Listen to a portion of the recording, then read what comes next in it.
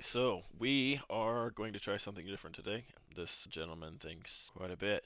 And yeah, anyway, we're going to go through it right now. So, Well, my friends, those who are still here, and that's most of you, of course, it has been a very, very long week. It didn't go our way. I joked about my voice being gone yesterday or the day before.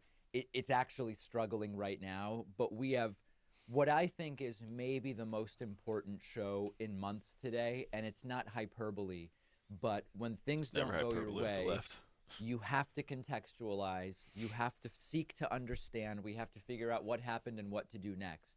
And I want to start with a really good editorial by Tom Nichols that points out that Trump voters are now going to get what they deserve in the sense of what they voted for. It's not about the left will now punish Trump voters. Hey, the left has very little electoral power right now. It looks like we're losing everything.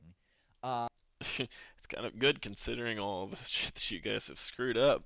But yeah, guess we'll keep going. But there is no doubt here that although Donald Trump expanded his coalition on Tuesday, he got more of the Latino vote. He got more of the black vote. He won the popular vote, first Republican in what decades to win the popular vote. Remember that. Keep that in your memory bank. Because I have a feeling he's going to bring up something later. And it's going to be a little hypocritical. But you'd be the deciding factor on that one. He took back the blue wall, or at least part of it, in the north of the country. But now, at their peril, these new voters are going to face the consequences of a Trump presidency. Even if you voted for him, you are still going to get what Trump is going to give you. And there are many voters that supported Trump. People are banking on that whole thought. By the way, there's a lot of people that'll be benefiting from Trump's policies. Go ask him yourself. Not for his policies, but for his reality show of rage and resentment fueled by nativist instinct and fascist wet dreams and cultural grievances.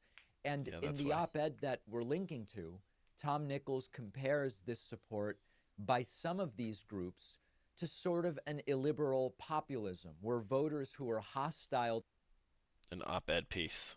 They always seem to be op-ed pieces because there's no substantiation to them. Anyway,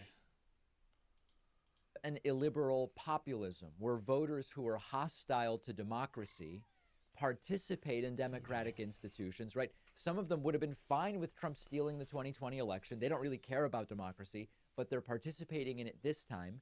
They are voting to punish others, even if they themselves are also going to be punished.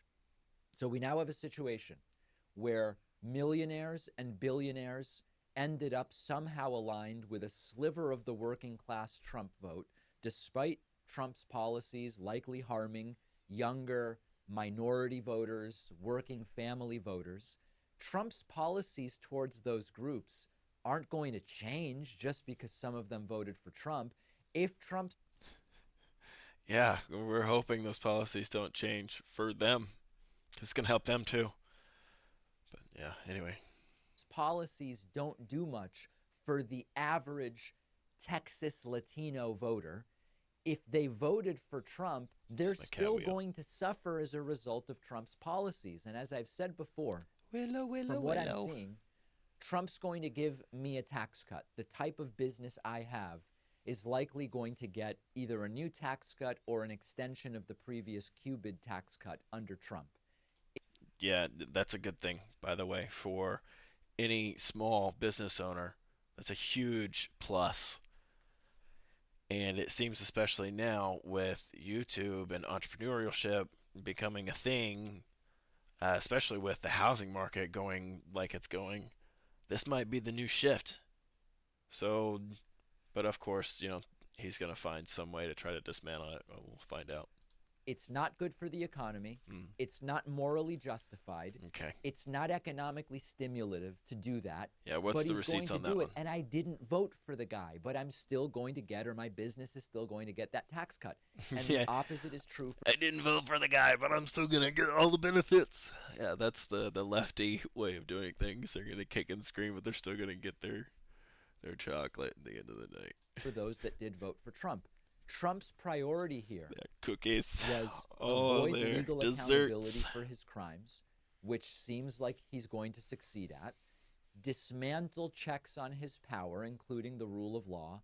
It seems he's going to succeed at that. I told you recently that at least the federal prosecutions of Trump are just going to poof, evaporate like a miracle. They're going to disappear.